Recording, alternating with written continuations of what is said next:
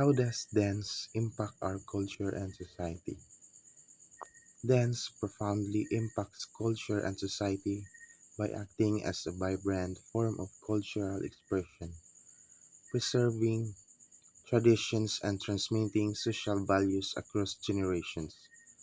Its ability to transcend linguistic and cultural boundaries fosters understanding and appreciation between diverse groups, while simultaneously shaping individual and collective identities. Dance serves as a powerful tool for social commentary, celebrating triumphs and confronting hardships, and its unifying power strengthens community bonds and fosters a sense of shared experience.